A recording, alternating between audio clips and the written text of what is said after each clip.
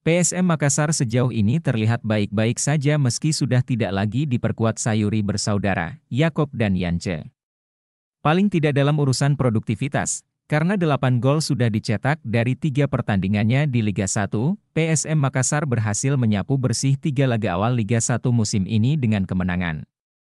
Pertama menang 3-0 saat menjamu Persis Solo, berhasil mencuri poin penuh di markas PSBS Biak dengan skor 1-2, dan mengalahkan tim bertabur bintang sekelas Dewa United 3-1. 8 gol yang dicetak PSM itu diborong oleh Nermin Haljeta dengan 4 gol.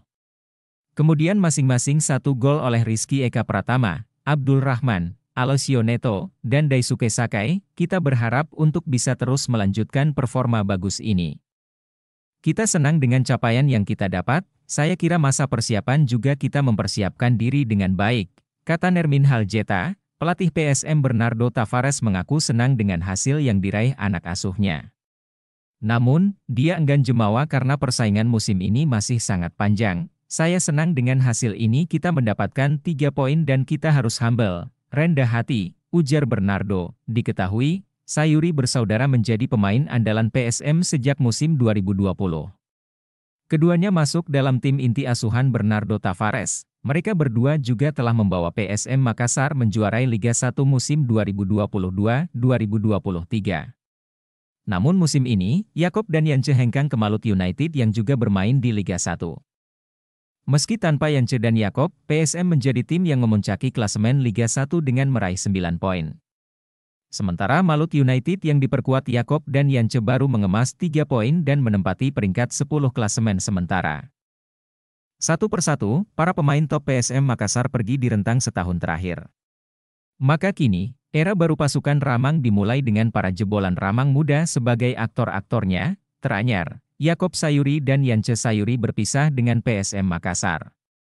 Sudah bermain sejak 2020, duo Sayuri menyelesaikan masa baktinya dengan bergabung ke Malut United. Kini, cuma tersisa Rashid Bakri dan M. Arfan sebagai pemain senior di PSM.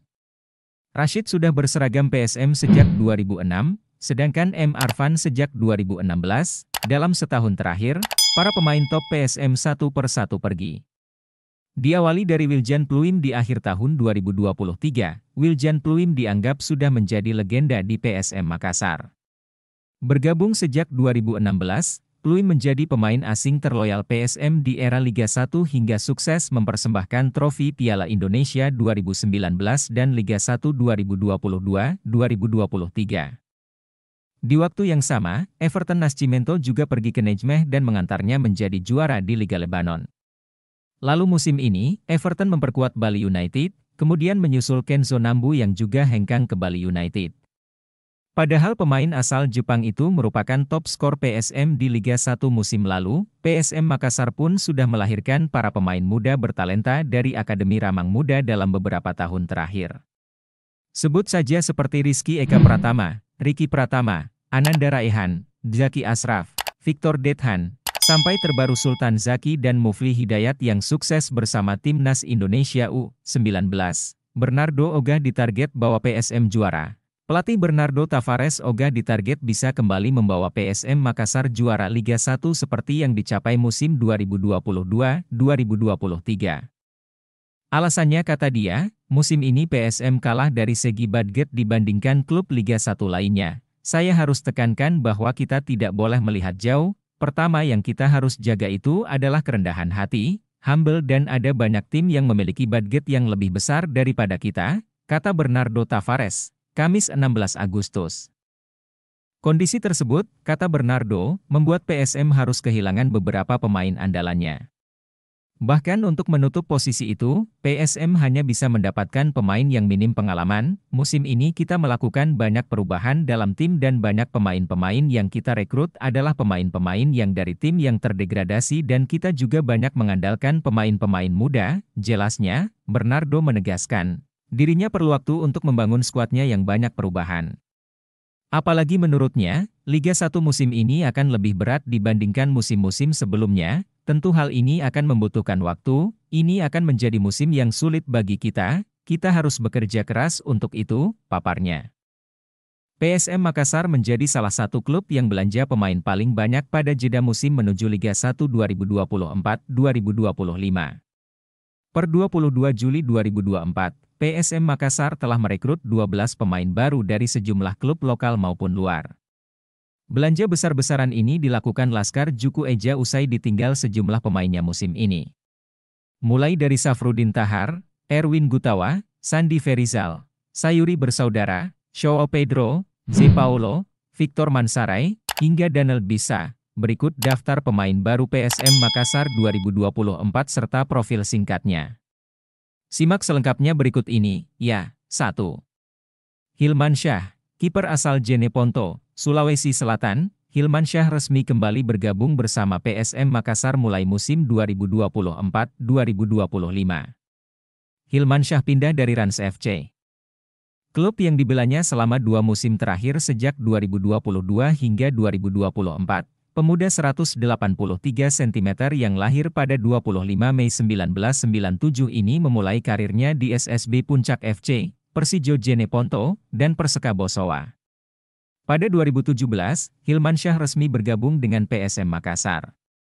5 musim bersama Juku Eja, Hilmansyah pindah ke Rans FC. Setelah merantau 2 musim, dia kembali ke Sulawesi untuk membela PSM. 2. Syahrul Ramadan Lasinari. Syahrul Ramadan Lasinari merupakan pemain kelahiran Ternate, 24 Desember 1999. Syahrul Lasinari resmi bergabung dengan PSM Makassar mulai musim 2024-2025 mendatang. Pemain setinggi 1,78 meter ini berposisi sebagai bek tengah. Namun, dia juga bisa mengisi posisi bek kanan dan kiri. Syahrul Lasinari pernah membela beberapa klub sejak 2019.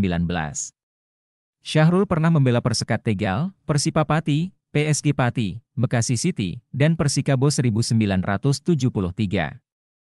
Setelah 2 musim bersama Persikabo, Syahrul direkrut oleh Laskar Juku Eja mulai musim 2024-2025.